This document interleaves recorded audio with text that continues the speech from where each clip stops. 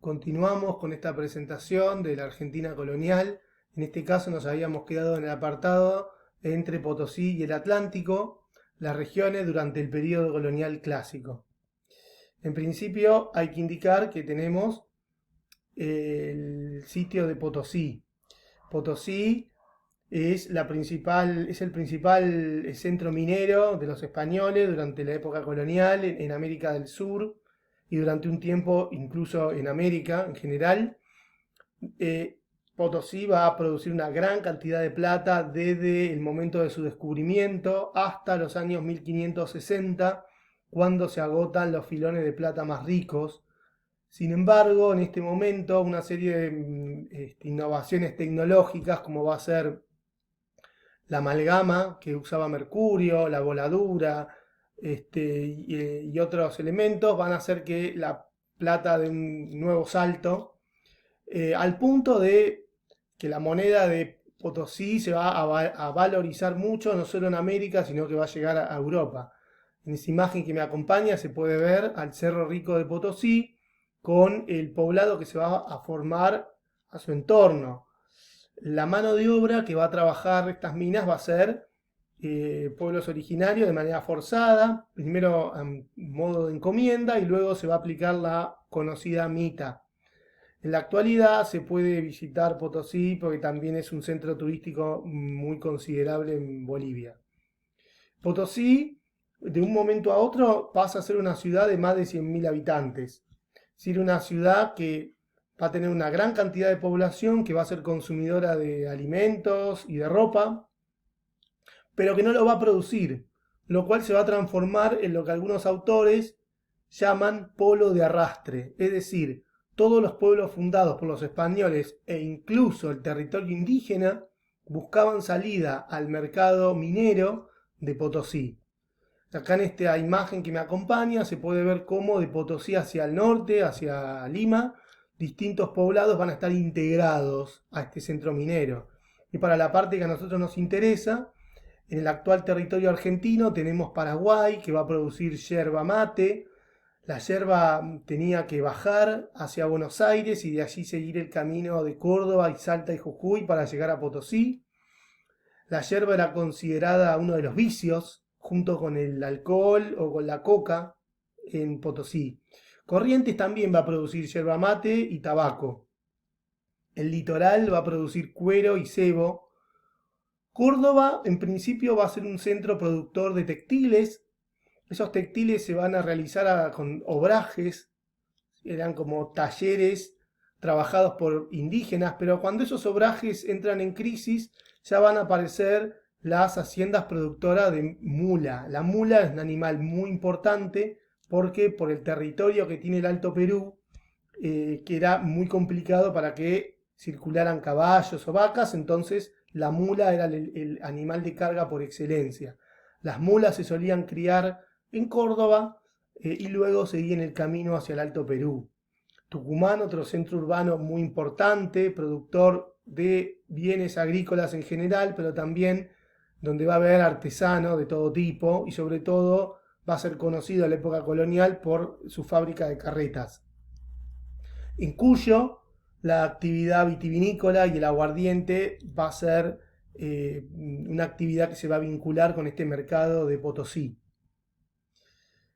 Las distintas regiones del actual territorio argentino van a sufrir algunas consecuencias de este vínculo con Potosí. La primera es salir del aislamiento, de cada área se autosustentaba de lo que necesitaba, pero a partir del vínculo con Potosí, la producción va a estar relacionada con el producto que le podían vender al mercado potosino.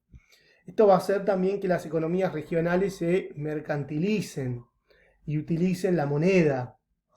Por otro lado, también hay que decir que los españoles tenían el concepto de que si uno controlaba los puertos donde los bienes entraban o salían, era más fácil evitar el comercio ilegal.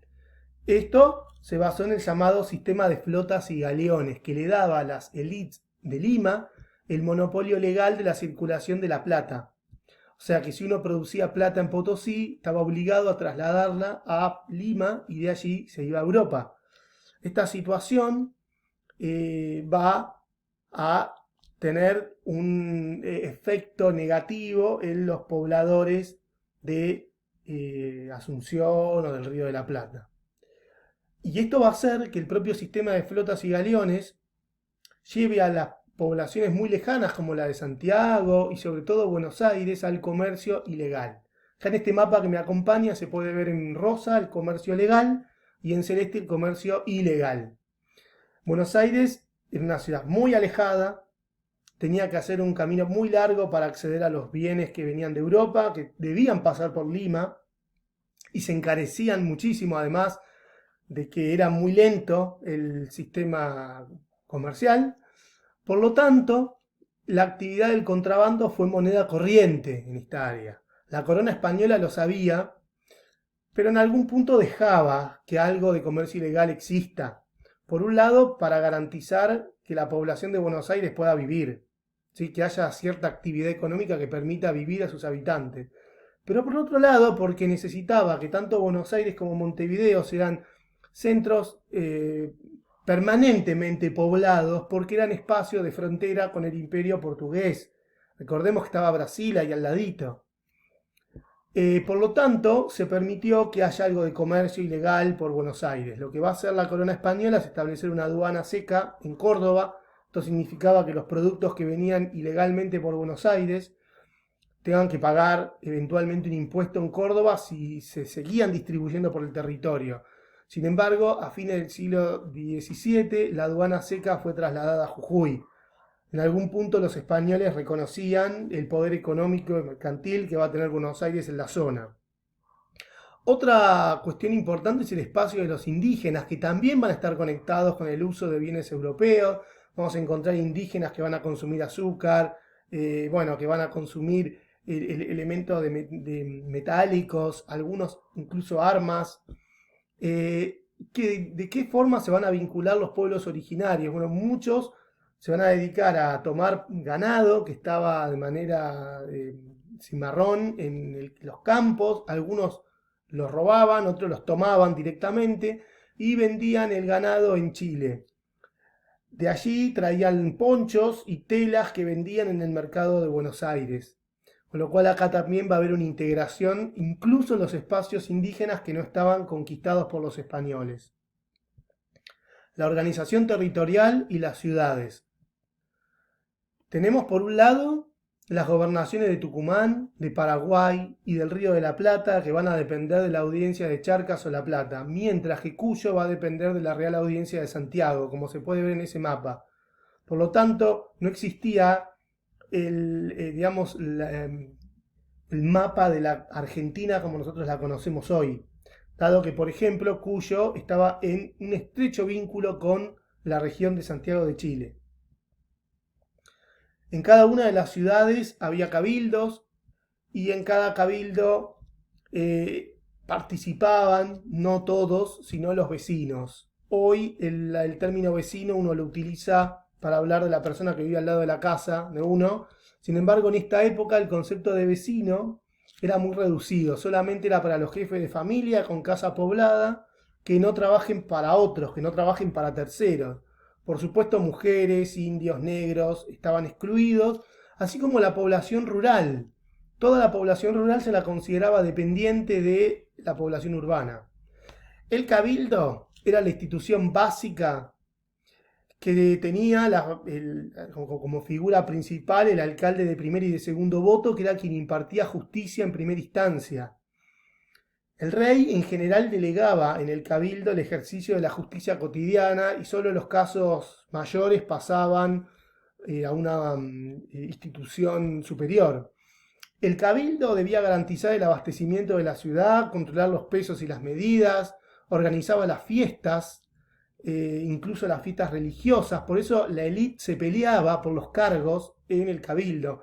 Por ejemplo, a principios del siglo XVII en Buenos Aires hubo un enfrentamiento por los cargos entre los beneméritos, que eran los herederos de los primeros conquistadores en Buenos Aires, y los confederados, muchos de origen portugués. Recordemos que en esta época España y Portugal estaban unificadas, Y estos confederados tenían una mentalidad mucho más dinámica en cuanto al comercio, que van a ser los que terminan ganando los cargos. También había artesanos. Los artesanos en el mundo colonial tenían la herencia europea, debían estar regidos por gremios, ¿sí? Pero en América esto casi no sucedía, apenas con los plateros y los zapateros en las capitales virreinales. Pero en el Río de la Plata prácticamente no existían los gremios o eran muy efímeros. Quizá, como se puede ver en la imagen, por el peso de las castas, había mestizos, zambos y personas de distinto origen que hacían que la cuestión del gremio esté excluida para ellos. El mundo rural. La mayor parte de la población colonial vive en el campo, pero en el campo del actual territorio argentino tiene distintos tipos de propiedades. Por un lado tenemos la estancia, por otro lado tenemos los campos de labranza y por otro lado tenemos las haciendas. ¿Qué diferencias hay entre estos grupos? Bueno, la estancia básicamente se dedica a la ganadería, tiene una actividad económica muy marcada que es la actividad ganadera. Y esa actividad ganadera está vinculada al mercado. El tipo de mano de obra que van a usar puede ser algún puñado de esclavos y peones libres de mucha confianza, pero el grueso de la mano de obra eran jornaleros libres, o sea, mano de obra estacional. ¿Y esto qué significaba? Que una estancia podía regular la mano de obra según la coyuntura del mercado, ¿sí? Por eso van a ser muy clásicas en el litoral, dado que como estaban cerca de los ríos y del mar, la cuestión justamente de la mercantilización va a ser, y la cuestión de los cueros y de la actividad ganadera va a ser característica de la vida de la estancia. En cambio, no hay que pensarla en una cuestión de tamaño. Hoy uno habla de estanciero y se está refiriendo a una persona que tiene un campo enorme. Acá podía haber un estanciero pobre, un estanciero rico, un gran estanciero y un estanciero más pequeño, ¿sí? En cambio, la hacienda sí va a ser una gran propiedad. El tamaño de la hacienda es enorme. A diferencia de la estancia, que podía haber estancias grandes o chicas, la hacienda siempre es grande. Y siempre el hacendado es una persona importante. Así que en este sentido tiene una actividad mucho más definida, ¿no? En general, la actividad de las estancias es, en cuanto a su producción, es más indefinida porque van a producir todo lo que van a consumir los miembros que van a vivir adentro de la estancia. Algo se va a vender al mercado interior, pero en general van a combinar distintos tipos de mano de obra, jornaleros, peones, esclavos, había de todo. Acá tienen algunos libros sobre la estancia colonial rioplatense y un gráfico sobre cómo era una hacienda.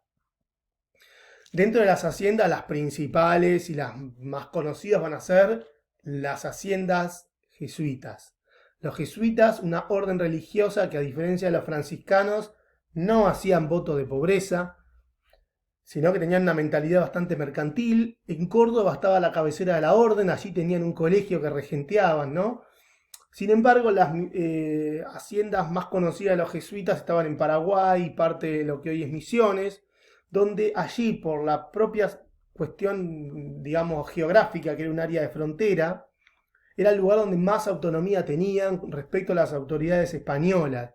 Y los indios tenían ciertos beneficios, como por ejemplo podían portar armas, pagaban menos impuestos a la corona, y además a cada familia indígena se le daba una propiedad para que pueda trabajarla con sus manos y alimentar a su familia. Por supuesto, los indios también tenían que trabajar en los campos de la orden, ¿no? Acá, como se ve en esa imagen, están trabajando para los jesuitas. Y acá tienen una foto de las ruinas de San Ignacio en la actualidad. Una cuestión importante es que las condiciones de vida seguramente no eran tan malas porque la población no cae, a diferencia de lo que pasa en otros lugares de América donde la población decrece. En los espacios de los jesuitas la población aumenta. También existía espacio para las pequeñas explotaciones, gente que había heredado una propiedad, pequeños propietarios existían en el campo. Bien, con esto cerramos por acá. En breve les voy a compartir el tema de la organización de la población colonial.